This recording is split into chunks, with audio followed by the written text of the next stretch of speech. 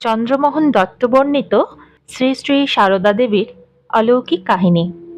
শ্রীমা যখন জয়রামবাটিতে যেতেন তখন কখনো কখনো আমাকেও সঙ্গে নিয়ে যেতেন।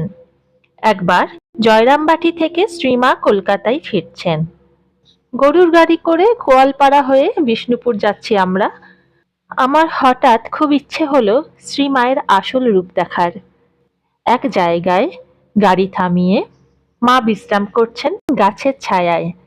নিরিবিলি দেখে মাকে একান্তে বললাম, মা, আপনি আমাকে সন্তানের মতো স্নেহ করেন। আপনার দয়াতেই আমি স্ত্রী পুত্র কন্যা নিয়ে বেঁচে আছি। সমস্ত আপদ বিপদ থেকে আপনি রক্ষা করছেন। তবু আমার মনে একটা অতৃপ্ত বাসনা আছে। সেই বাসনা আপনি পূর্ণ করে দিলে আমার মনস্কামনা ১৬ কলাই পূর্ণ হয়।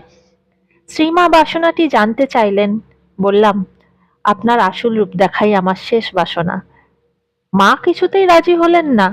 অনেক কাকুতি মিনতি করায় মা গড় রাজি হয়ে অন্যান্যদের বললেন, তোমরা একটু সরে যাও, ওর সঙ্গে আমার একটু কথা আছে। আমাকে বললেন, দেখো, শুধু তুমিই দেখবে, ওরা কেউ দেখতে পাবে না। কিন্তু আমার আসল রূপ দেখে ভয় পেও না, আর যা দেখবে কাউকে বলবেও না, যতদিন আমি বেঁচে থাকবো। এই কথা বলে মা আমার সামনেই নিজ মূর্তি ধরলেন, জগদ্ধাত্রী মূর্তি। মায়ের ওই দিব্য জ্যোতির্ময়ী মূর্তি দেখে আমি তো ভয়ে একেবারে কাঠ। মায়ের শরীর থেকে জ্যোতি বেরোচ্ছে, চারিদিক জ্যোতির আলোয় আলো হয়ে গেছে। তীব্র আলোর জ্যোতিতে আমার চোখ ধাঁধিয়ে গেল। তারই মধ্যে দেখতে পেলাম মায়ের দুই পাশে জয়া বিজয়া। আমার সমস্ত শরীর থর থর করে কাঁপতে লাগলো। কাঁপুনি আর থামে না। স্থির হয়ে দাঁড়াতে পারছি না। মায়ের পায়ে লুটিয়ে পড়লাম।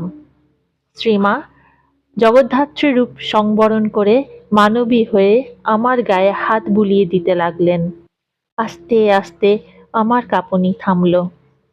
স্বাভাবিক হয়ে আসতে মা বললেন, যা দেখলে তা কিন্তু কাউকে বলো না, যতদিন আমি বেঁচে আছি। মাকে জিজ্ঞাসা করলাম, আপনার জয়া বিজয়া কারা? মা বললেন, গোলাপ আর যোগেন। জয় মা, জয় ঠাকুর।